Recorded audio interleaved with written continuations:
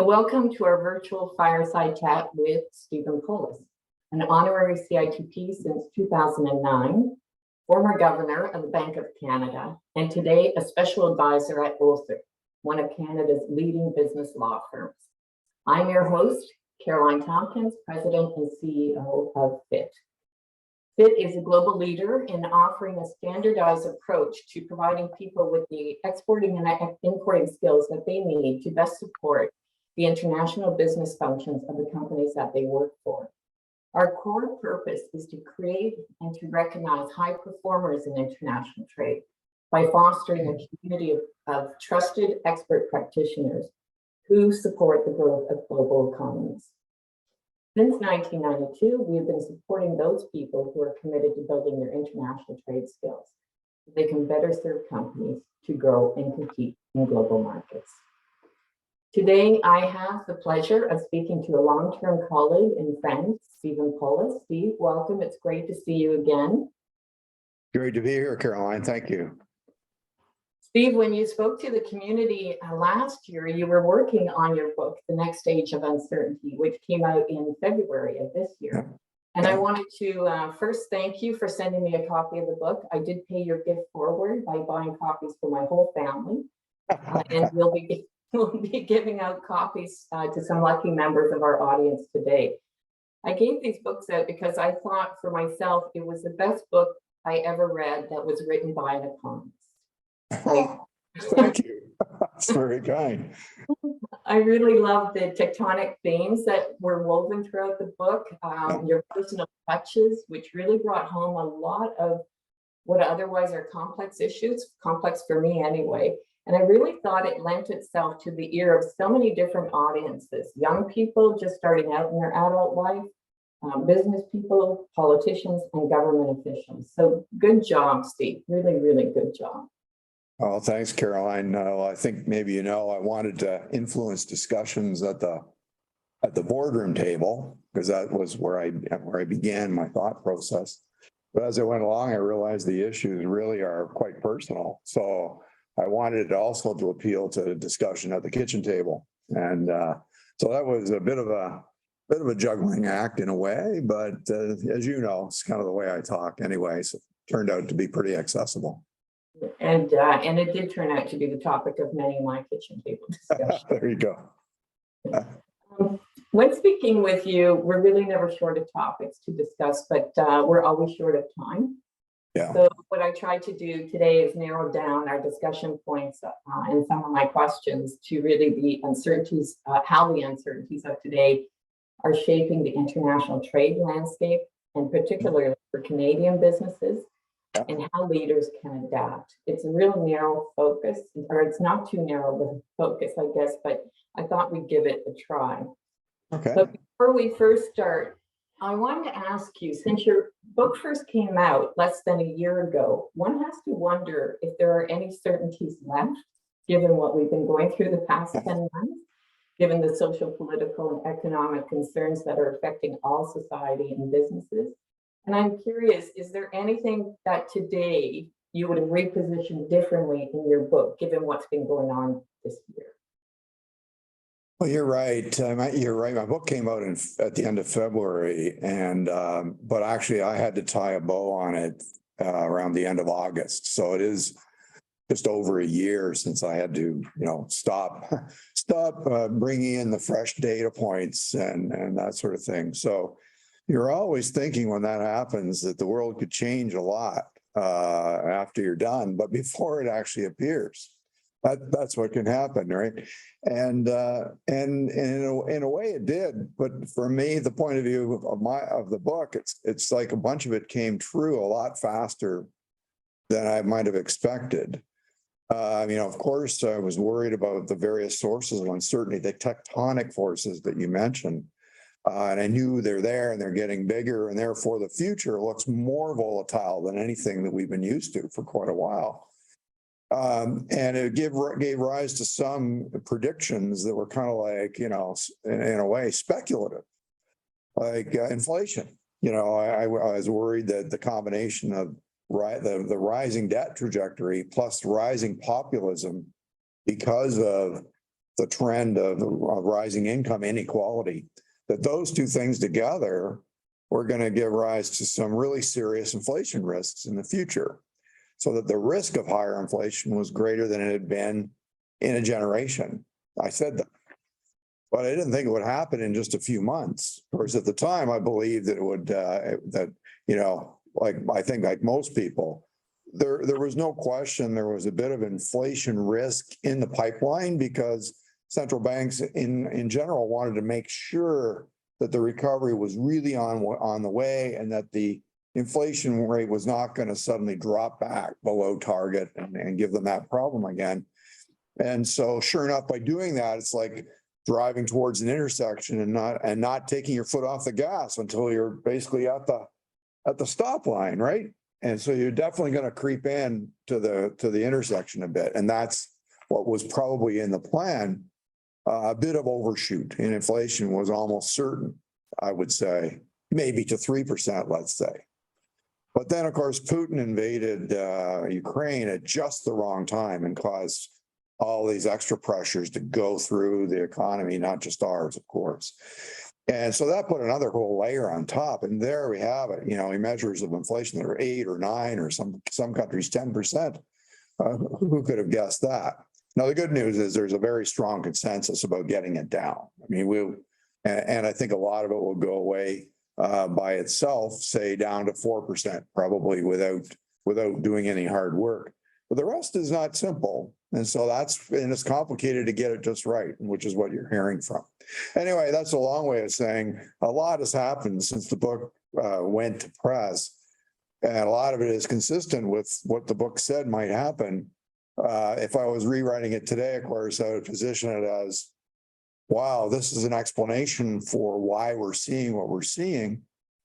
And does the future look like it will calm down? And my answer would be no, I don't think so, because the tectonic forces I've identified are actually just gathering force now.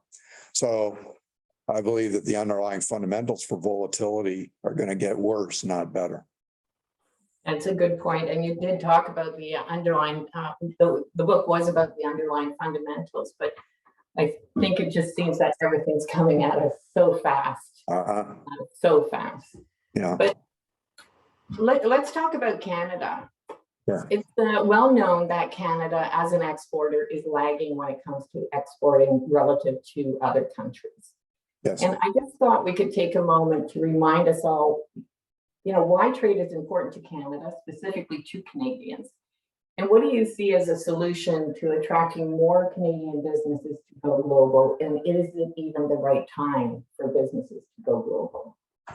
Yeah, I mean, I see a lot of these things are kind of tied to one common factor, Caroline, that it's about, you've heard that our productivity performance, this is well known, for say the past 20 years has been on the low end of the pack. In fact, that recent OECD study shows us second from the last in terms of our productivity performance. Well, productivity is the key ingredient for competitiveness, and the competitiveness is essential to having a strong export performance. So these things are all tied together, and absolutely crucial for Canada because we just simply are not a big country. So for us to live big, like we do, we have a very high standard of living among other countries in the world. In order to sustain that, it is absolutely essential that we have big trade flows in and out with other countries. It's like the lifeblood of this economy. If you close yourself down and just try to do everything here, that would be a major step back. And so if our ability to do that is gradually eroding or steadily eroding through low productivity, and that can have multiple sources, which I'll come to if you like, then we're putting the whole thing at risk. The living standard can't be sustained with things like fiscal policy or a good monetary policy. Those are just ingredients that can help around the edges, like icing on the cake as opposed to the cake. And the cake is 90% or 95% of what you have on your birthday. So I am fundamentally concerned about this. And identifying the underlying causes is very complex, but I would just point quickly to a couple things. Like we tend to get in our own way. You know, there's a lot of low-hanging fruit around the productivity issue. That fruit is got to do with government regulations or processes, you know, for getting things done. So, you know, that there's a sequence. You make an investment, you improve your performance, you break new ground, your company goes through a hockey stick. Those are the things that give you productivity growth and exports and competitiveness. And if you're putting headwinds in front of that all the time, regulations are different one province to another, or between the provinces and the feds, and not sure who's in charge and who sets the scene and so on. Or do I need a permit for that? Yes, you do. Who do I have to consult? All these people. How long will that take? Well, maybe years, right? And then you're still not guaranteed that it'll happen. And other things like uncertainty around politics. You know, we went through 4 years, actually 5 years of Donald Trump. Okay, candidate Trump and then President Trump. Going to tear up NAFTA. Going to tear up NAFTA. Well, you're just not going to invest heavily in an export dependent company under those circumstances. So that's 5 years of low productivity growth associated with that. The company actually might be doing fine because many of them invested in the United States as a hedge against that risk. So our investment went down, plus the productivity in the other part of the company went up in the United States.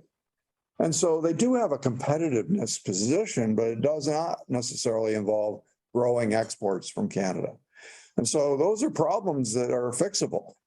It seems to me that's not like you have to wake up and have a better computer and be smarter. That's not what we lack. What we seem to lack is clarity around the future that gives companies certainty to make investments and get the job done and actually generate the productivity growth and therefore the exports that will sustain our standard of living. So increasing the number of new businesses are trying to encourage more Canadian businesses to go global is really about seeing changes in the infrastructure. Well, many of the things I mentioned are sort of constitute trade infrastructure, but you know, when you say that, people think of ports or trade infrastructure. Yeah, and that's true. That matters a great deal. You know, if you have a bumper crop of wheat, productivity soars in that summer, right? And it's going to show up in the GDP statistics. But if you can't get it to the coast and get it loaded on the ships, then of course it doesn't work out, you know. So that matters, but I'm thinking of a broader sense of infrastructure as a place to do business. And so we have, you know, not the greatest tax structure. We have a complicated tax system for companies, so it's not always clear. We have lack of clarity on what net zero by 2050 looks like from a company standpoint. Will I still be in business if I look like this in 2050? Or are you going to bring along some other set of rules that puts me out of business? I don't know. So these kinds of uncertainties I do think are fixable. And I'm only talking about low-hanging fruit here, Caroline. There are all kinds of things that we could do better, but there's things that we do great. You know, we have the best education system that you can imagine. Our immigrants are, that's a huge channel that we have for immigration. High quality people that, you know, go through our education system, and a good percentage of them like to stay. That's what fuels our economic growth. We're not producing homegrown labor force participants now. Zero, right? Zero growth. So what do? Well, we kind of cut corners around our universities when it's our most important channel. We think just by allowing more people to come to Canada, they just come. But it's actually really expensive and hard. And, you know, can you get the visa in time? And all those kinds of logistical issues that we tend to do less well. Yeah, so, and I read a report recently that even the students that are coming, I think it's over 35% are not planning to stay.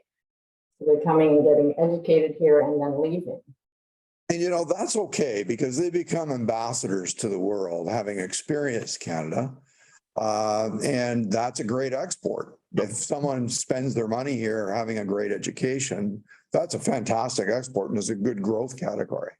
But, 35% think they're not going to stay. That's still a big number that think they will. And so, 65% versus if it becomes 50 or 40% that want to stay because housing is too expensive because we can't possibly solve that problem, or, because we cut resourcing to the universities as a part of a, austerity program. Well, those are the kinds of things that are counterproductive to the core question that you're raising. We don't have a big picture view of what it is goes into the mix to give us the good performance. But it's always good, even in business, to start with the low hanging fruit. Yes. So if we could start, stuff. Yeah. Yes. Reduce uncertainty. Reducing uncertainty does not become a line in the budget. There's no fiscal expenditure there. It's just like, okay, we've decided that this is what it will look like. And from now on, it'll take this long, no longer, to get a permit. That's just a rule. We'll obey that rule because we're making the rule, right? But no, it can take you 5 times as long as that to get your permit now, and no one has a discipline to make sure it doesn't happen. That's just productivity going down the drain. Yes, and productivity is growth. So, your book, it was released when it was released back in February. At that time, January, February, there really seemed to be strong optimism within the business community. At that time, strong optimism that we were entering into a much more stable business environment, and it really hasn't been the case. We had the escalation of war, geopolitical issues, inflation at a 40-year high, labor shortages affecting productivity and growth that we were just chatting about, advancing technologies, which for a lot of businesses are really hard to keep up with. And then on top of this, we have businesses of all sizes that are needing now to and wanting to introduce new and proactive policies and programs on environmental, social, and governance issues. And all of this is increasing the risk for businesses and making it tough, I think, for in the global business environment, making a tough global business environment even tougher. For me, it feels like we're in a kind of perpetual state of uncertainty right now, that we're no longer dealing with just another business or economic cycle. It's like incoming waves of the tectonic forces. That's the constant now. Do you think we're looking at a global economic reset versus a disruption, or are we on the cusp of a really new business era, a new global reality? Yeah, well, both of those descriptions are probably are apt. It's hard to choose from them, but I think of it. I think of it as the title I chose, the next age, just because the forces that are present aren't just there. I know they're actually growing in force. So those are trends, uptrends, not just, oh, nowadays we've got demographic forces. Well, because we've gone through 50 years where demographics made labor kind of relatively cheap. Let's just take that as an example. So back in the 70s, when the baby boomers were first entering the workforce, by the way, that was part of the reason why central banks were totally confused about what was going on back then. You had rising unemployment because people like me were coming into the workforce. I remember giving my valedictorian address in 1974 at my high school.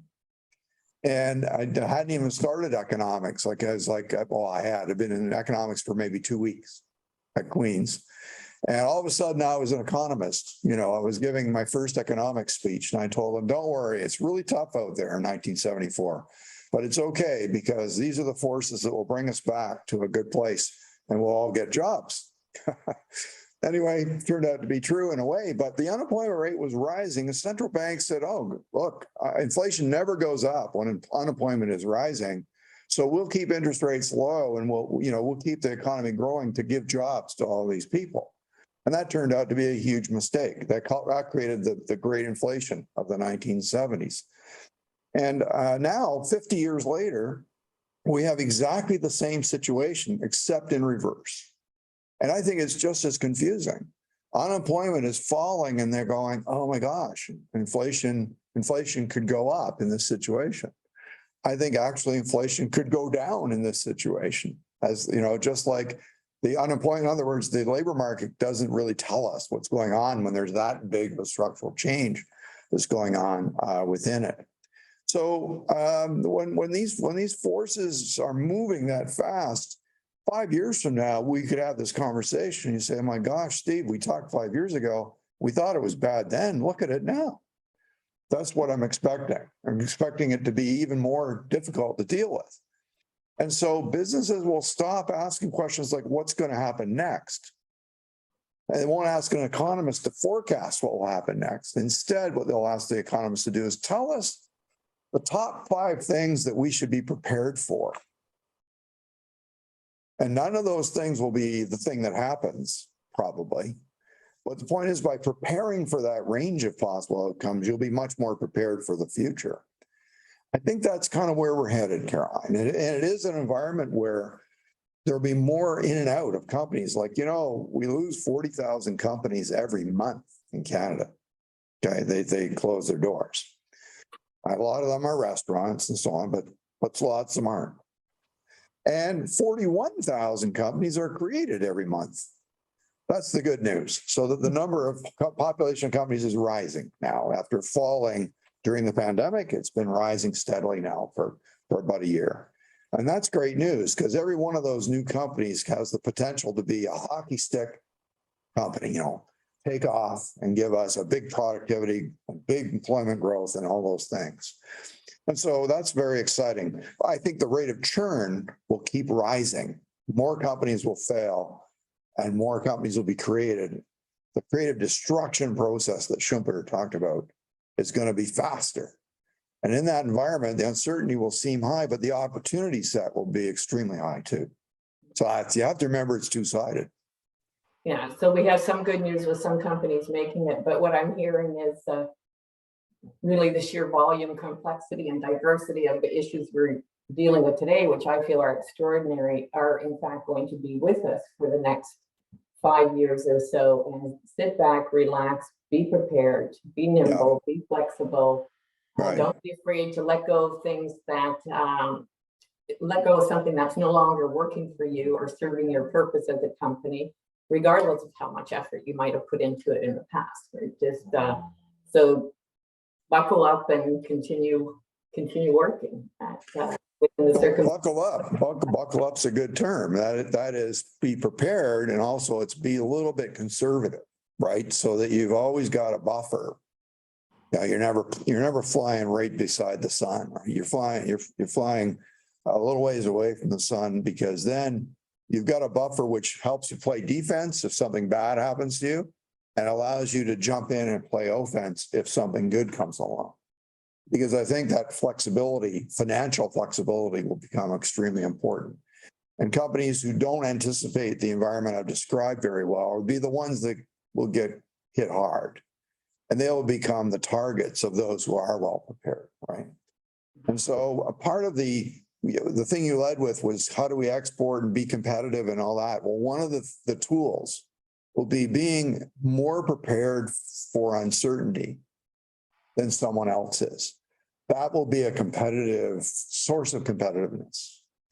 So that, and it sounds like spending money, to be more prepared, or keeping money back that you could have used to grow your business. It does. But if I said to the CFO, oh, there's an insurance policy for that risk, the CFO would say, well, let's buy it. The CFO said, let's buy that insurance.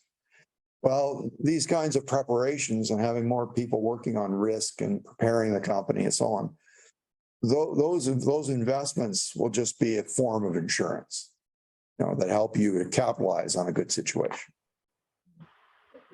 Good advice for businesses. I'm going to ask you a couple more questions on advice for business. So in your work of today, and also in the past, you are all often providing advice to big companies. Yes. In this current business environment, what advice do you find yourself giving these companies the most? And also, is your advice to small and medium-sized companies different? In other words, what is the biggest difference between advising a big company versus a small or medium-sized company in terms of going global or diversifying into new markets these days? Yeah. Yeah, so the fundamental drivers are the same for both. It's true, but I think that small, let's not have medium, just to illustrate, less small versus large. I think the way of dealing with uncertainty will be different. And of course, because one of the ways you deal with uncertainty, if you're big, is your scale helps you. Now, your scale allows you to say, have 5 people that specialize in predicting risks and helping you to figure out how to manage risks or taking opportunities and creating value out of risk. And so that's a big company can do exactly that. Small companies can't have a 5-person risk management team, you know.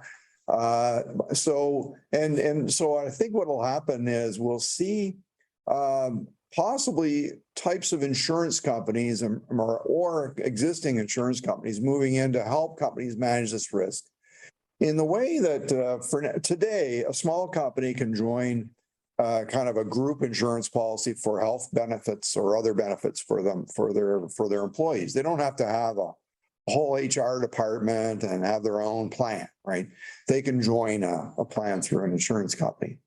Well, you can imagine insurers growing into that space when it comes to more of this range of business risks too.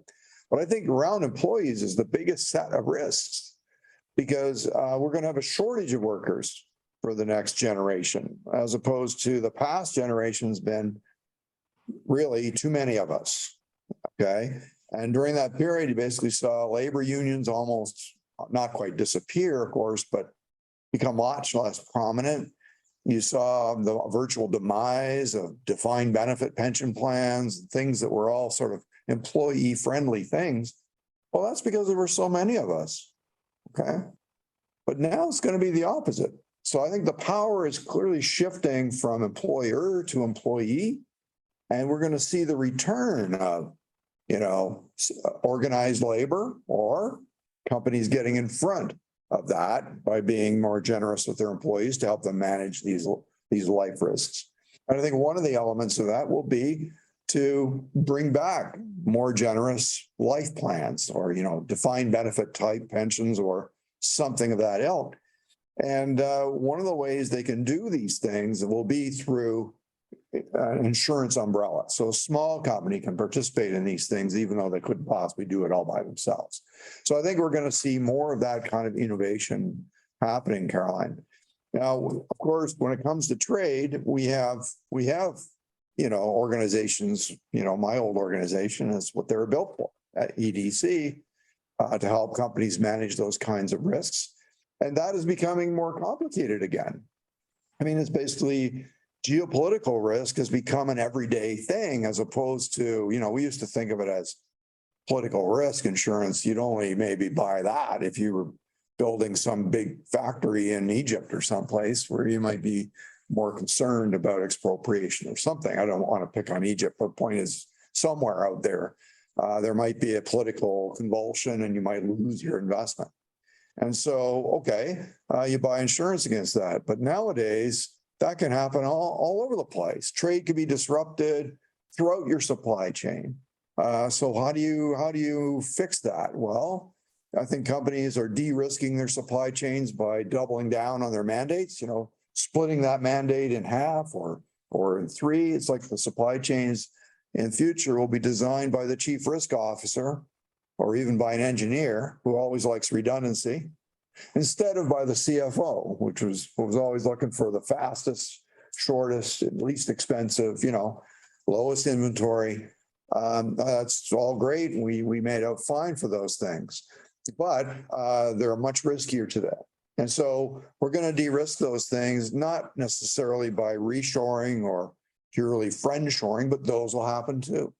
So all those things can be facilitated under those kinds of umbrellas, like what EDC, I don't want to give an ad for EDC, but the point is, that's what I mean when it comes to small companies doing it versus big companies, they need that kind of advice and help, right? So you and I both know that really well. At least we've got that infrastructure there, right? And the tools to help it happen. And it's okay to give an ad to EDC. They're one of our strategic partners, as you know. There you go. But anyway, that I was always passionate about that we needed to grow not just the business of the companies in that space, but grow the number of companies. Because if you have 10 new companies created this week, there's a 1 in 10 chance that one of them will be one of those hockey sticks. Some of them might just go for a while and not happen, or they might get bought out, or all those kinds of paths are possible. But every once in a while you get this huge one.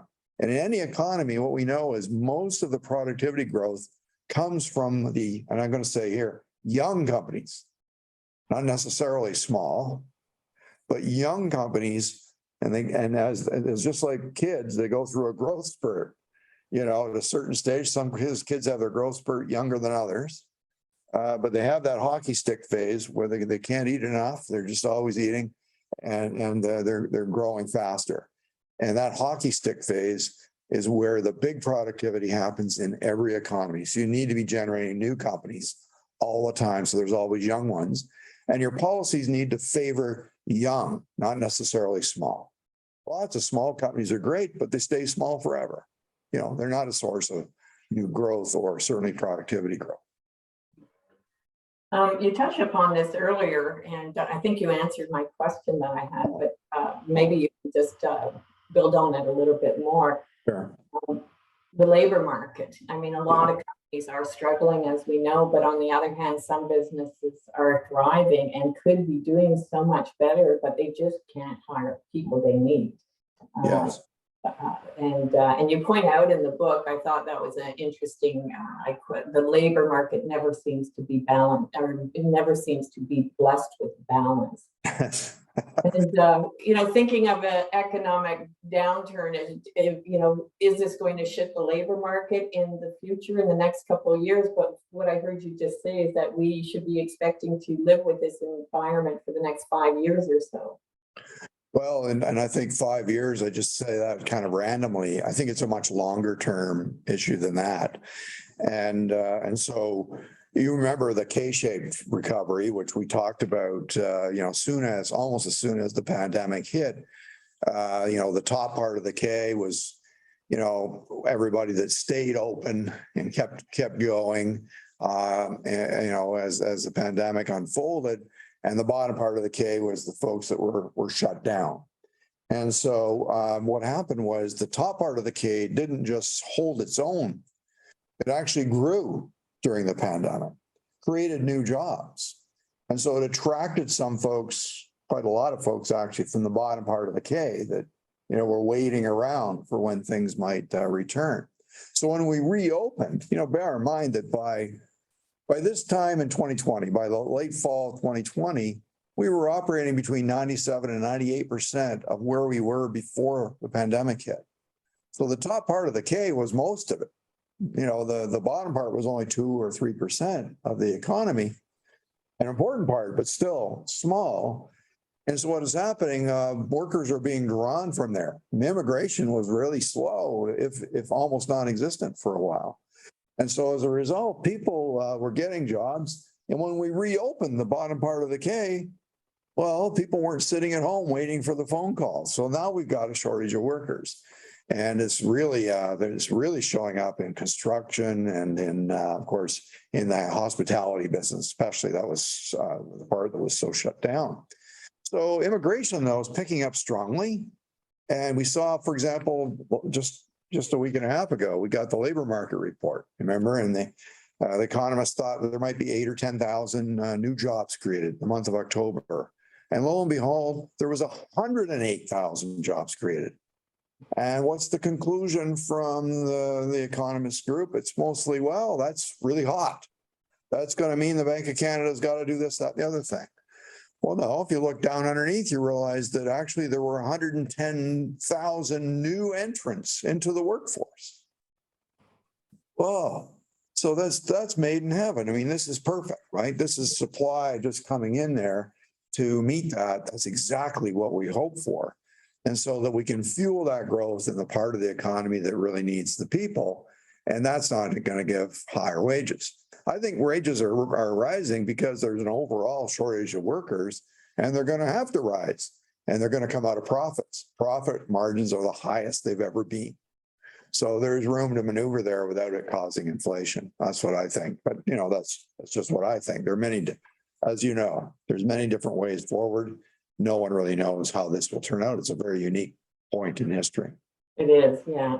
And I think labor, towns and labor have been longstanding topic of discussion for years and years now. And I just feel right now we've reached that critical inflection point. At the same time, as you say, we do have, more immigrants coming in to fill some of these positions. And we also have some of the big tech companies in the past week or so laying off quite a few workers, Twitter, Lyft, and Amazon as well. So there is a change going on right now. I'm not sure how long that will last, but we'll see. Well, there's definitely a bit of a reshuffle happening, and so that's positive turn too. That means that resource people end up in a place where there's growth possibilities and productivity growth. That's exactly right, and we should be happy to see that dynamism in the economy. I would mention the other thing that's happened in the last few weeks is that the government's $10 a day daycare plan is only just now starting to show up in Ontario this fall. Okay, that's a pretty big place for that to have taken that long. And so that, I think, is also fueling the return to the workforce of parents, say probably dominantly women, but not necessarily, of course. Which parent is the one that's at home with a newborn? Well, now I think we're going to see that thing really kick in, just like it did in Quebec 20 years ago. Be a lot more participation from families in the workforce that have young children, preschool age children. So all this is a positive thing, and it's going to help us cure those inflation pressures that we're all preoccupied with. We're going to move to the audience questions in a couple of minutes. Before we do so, I had one last question. Okay. One last question I can get to. The others have to wait for another time. But Steve, you're more than an economist. You are a true leader. You have led some fairly large organizations in the past, and you are considered a business leader. And strong leadership is really required in these days and the years ahead. So I just thought maybe you could share with us your leadership values. I know you touched upon this in the book. Not everybody has read your book yet in the audience. I think most of them have, but and even if we have, I think just having a reminder of what your leadership values are would be a nice way to move into the audience questions. Well, thanks, Caroline. That's a kind question. In one of the chapters in the book, I talk about the consequences of all this for companies, and I suggest that leading people through this kind of uncertainty that you and I have been discussing will require a brand of leadership that it's not necessarily rare, but it's not everywhere. It's certainly not universal. And so I've touched on a couple of things before about do you rely on a plan or a forecast? The answer, I think, is no. It's about preparation and understanding the range of possibilities. And of course, that requires, think about managing risk. A couple of times I mentioned, do you have like a team of people that manage risk for the company? Well, okay, that's great. That's just people that are thinking risk all day. But of course, the person running the company, the leader, is thinking about risk a lot. They're the ones having the sleepless nights, about how a certain risk could destroy the company, or an opportunity would be a really gutsy move, all those kinds of things. And so what sort of values help the company deal with risk, not just at inflection points, as the term you use, but all the time? I mean, risks are showing up every day. And if you're on the front line for that company, a leader wants the person down there to understand, what they should do too. I always like the way they handle risk on Star Trek, especially the Next Generation. That's my favorite, as you know. But anyway, so to me, the values that I've always stressed are family first. When you tell your people that every time they ask you, I need to pick up the kids from school, or my kid got to go to the doctor's appointment, they say, Don't say anything more. Family first around here. You know, the people in your company will do anything for you if that's your response. You know, when they've got, and you know, you've been through it. I'm beyond it now, but family stresses are important, you know, and people who understand that that's how you feel will do anything for you all the rest of the day if that what's need to be done. Hard work and excellence with a purpose, those are really core values for me. People who have a strong purpose, a shared purpose, will work really hard and they'll do the best that they're able to do. And well, they need to be humble about it, because especially in a risky world like I'm describing, there's going to be setbacks all the time. So you have to be able to take those setbacks and say, hey, I didn't expect that. I wasn't prepared for that, but I'll be prepared the next time. So that's a kind of a humility thing. And I think importantly, bad things can happen, good things can happen, good luck and bad luck. I always say, don't forget, luck comes in two forms. But whatever happens, you know, you're always going to be talking to people and maybe communicating about what went wrong, you know, or something. What's the sort of mistake you made? That happens, right? In any company. Always take the high road. That's always been my motto. Let's take the high road on this. We're going to say what's right. We're going to say exactly the truth. That's it. We're not going to fool around, and we're certainly not getting down in the muck with those people who are, you know, saying bad things about us. And so I always say, take the high road, because the view is always better from up there. And that kind of a thing just kind of has played out pretty well for me. I think those four things kind of helped me bring it across the finish line. And I look back on it, and I know that most of the things I accomplished, I didn't really do them. You know, there were my people that did them. Yeah. And a good leader shares credit with everyone and takes on all the responsibility. Well, that's right. And basically does nothing. On most days, they basically do nothing, which is the best play. You want the CEO not to interfere, you know, that's so anyway, that's worked well for me. If that's helpful to other people, great. I do write a bit about that in the book, just because I do think it is one of the key ingredients to managing the kind of volatile environment I think we're going to be in. You know, like, well, you know, it's volatile on Star Trek. I mean, every week it's a new crisis, right? And you watch how Picard gets it done. And by the way, have you ever seen Picard arguing with Worf about how many photon torpedoes to use? Ever? No. They just like load photon torpedoes, launch photon torpedoes. Like, nobody says 8, 10, what, 6? How many? Oh, let's save 2 just in case. No. Because he knows, and that's another, I guess, attribute of a good leader, adding to your 4, is empowering your team. That's right. With the information they need to make right decisions. That's right. And with 10 seconds left before the universe explodes into a black hole forever, he's still asking Geordi if he has a suggestion. You know, and Geordi says, well, we could do this. And then he just says, yeah, make it so. 4 seconds left and everything's okay. You know, and that's the mark of a great leader. Well, speaking of 4 seconds left, we have 15 minutes left. Okay, time for questions. It goes so fast, I tell you. It's, you know, like I said earlier, we're never short of discussion points. We're really very short of time. An hour seems at the front end for me a lot of time, but I have a few questions I haven't gotten to, but I will put them aside because I know we have some audience questions. Okay. So we've learned so much today. I know the audience members want to learn a bit more. And so behind the scenes, we have Sheena, who will be helping us out. She's been tracking the audience questions. So Sheena, do you want to share some of the audience questions you have for Steve? Sure. Yeah, we've had quite a few good ones come in so far. Here's one from Christopher Kuchek. When you were the governor of the Bank of Canada, you'd usually be asked this question: what's keeping you awake at night? Yes. So you still want to know that, eh? Yes.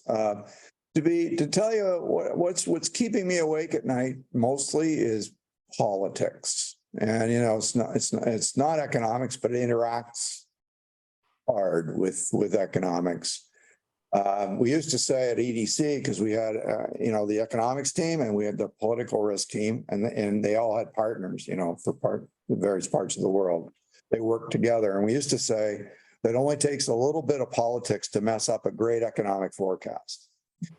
And you see that over and over. We saw it in the UK just, 3 weeks ago. I mean, this is what can happen. And so where in the world can this happen? Just about anywhere. And so I worry most that politics somehow is going to get into a place where it can't really get things done. And that's the rise of, if you like, polarization in politics, which I argue in my book is fed by the increased income distribution problem, the income inequality problem. And by doing that, what it means is you don't get, any cohesion or, cross the aisle kind of decision making unless there's a crisis.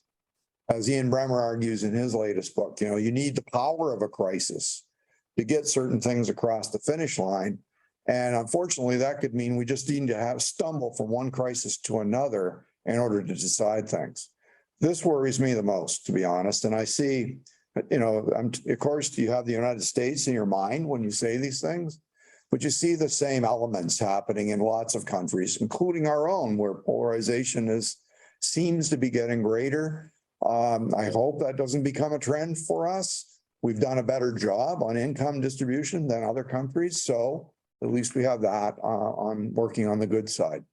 But that's my main one, and it could happen in a place like, Brazil, say, or India, or someplace where you have the interaction between all this debt and a political bad decision that gives you, let's say, something equivalent to the Asian financial crisis from the late 90s, on top of all the problems we have today. I just want you to picture that kind of interaction.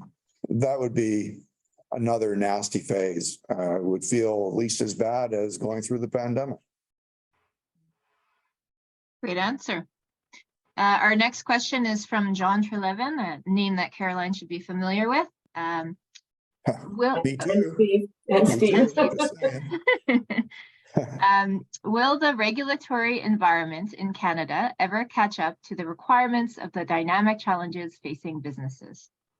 Well, that's a great question, and it goes to the previous answer, because ultimately questions like that is a political question. I'll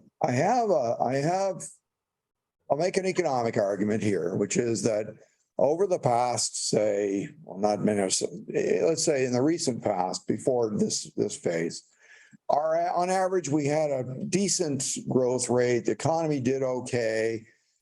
We certainly had lots of growth coming from energy, in the sort of 2008 to 15 kind of period, and that added to the average and all that sort of stuff.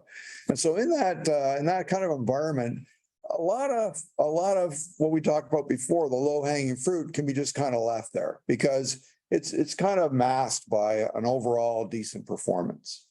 But I think in an era that I'm describing, where population growth, the aging population, means slower growth, it means struggling to get growth just from more productivity. That's a much tougher environment, and it means that the low-hanging fruit, I think, will appear to have more value. I mean, when you get people in the room and they're all like desperate to go out, I say all the premiers and the prime minister, they're desperate to go out and announce some good news. We reached a deal on this, this, and this, because that's going to make things better. I think that incentive to get something done together is going up.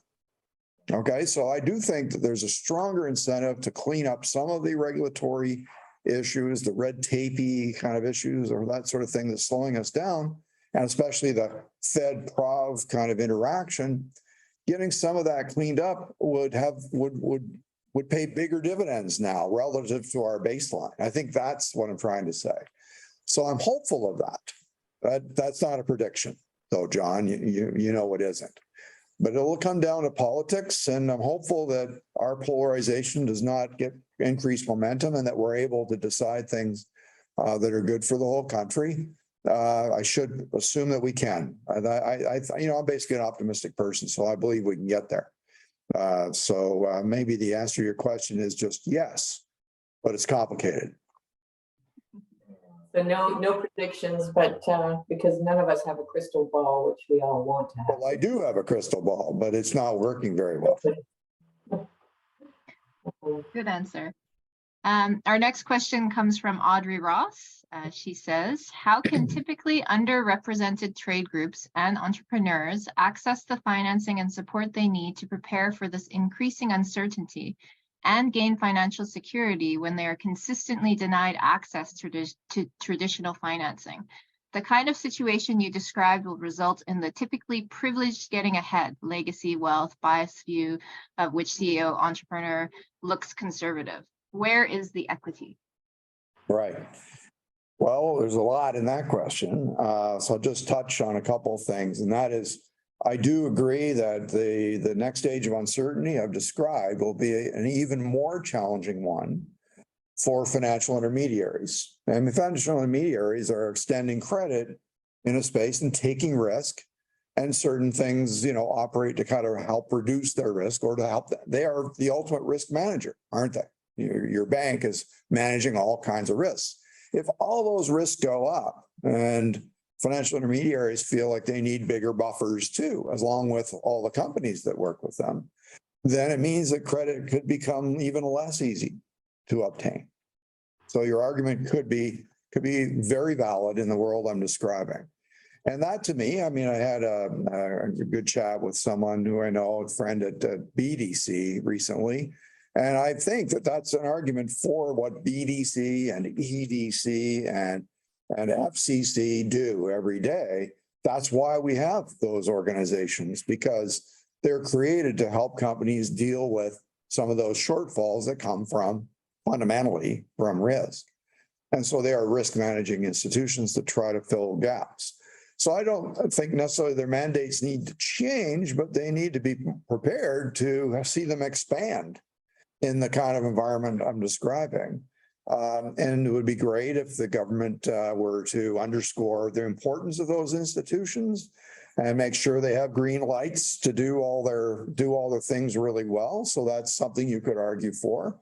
I think that you're on to something which I think matters a fair bit. So I don't have all the answers for you, but I think the premises have validity. And financial intermediation will struggle, and that means those gap fillers will have a lot to do. And government can do a lot by making sure they've got the resources they need and the freedom to act, if you like, to get the job done in innovative ways. I think that's time for questions. I'm sure you had more, Sheena, just as I did, but I think we are 5 minutes to the hour and would like to close up. So, and I have a few closing comments as well. First, Steve, it's always been a pleasure. Your insights on the world, on business, on trade, and future forward strategies for stability in Canada and beyond really have given us a lot of food for thought. The book certainly has, and I've referenced it quite often. I think generally in today's business environment, it is very challenging to consider entering into new markets. But I think there's also some real opportunities for those businesses that are in a position to grow global. But with opportunity, there's always a lot of risk, and understanding, monitoring, and managing those risks are important aspects of any good business strategy. And mitigating those risks in international trade is really what FITT is all about informing, educating, and connecting international trade practitioners so that they can effectively navigate global business environment for the companies that they work for. One of the best ways to manage your risk, I find, is by working with people that have the skills and knowledge to make navigating global business environment just that much easier. And through FITT, you can find out a lot of the support. We've added some of the resources to the chat. Sheena's getting some of those up already if they're not there. But first, the FITT website provides several free resources for trade practitioners, as well as a number of courses and workshops that will build an individual's confidence and confidence in the discipline of international trade. Our FITT Skills Light series, which is offered together by Export Development Canada and FITT, will introduce you to the ins and outs of international trade from a fundamental foundational level and includes a lot of the topics we discussed today. Then you have our FITT Trade Ready blog, tradeready.ca, which is one of Canada's most widely read international trade blogs with over 500,000 readers per year. And it features content such as trade news, insights, business tips, and expert analysis. We, of course, also have included a link to Stephen's book, The Next Age of Uncertainty, and are giving away some free copies to randomly selected audience members. So we'll be emailing the lucky recipients in the next couple of days about how you can get your book. So please do check your email address that you use to register for this event. And Steve, any last words of wisdom before we sign off? Well, Caroline, I just want to say that I think I have an association with FITT that goes back, well, over 20 years. It's how long we've known each other, and boy, you have come a long way in those 20 years. So I'll say chapeau, and FITT is part of that toolkit for sure. So good on you, and keep up the good work. And as I say, stick to the high road. You know, the view's always better from up there. I will. Good tip. So thank you, Steve, and thank you to our audience for joining us today. May you weather the uncertainties ahead with confidence, find ways to be inspired, make sure you're flexible, and be successful in everything that you do. Thank you all. Thanks, everybody.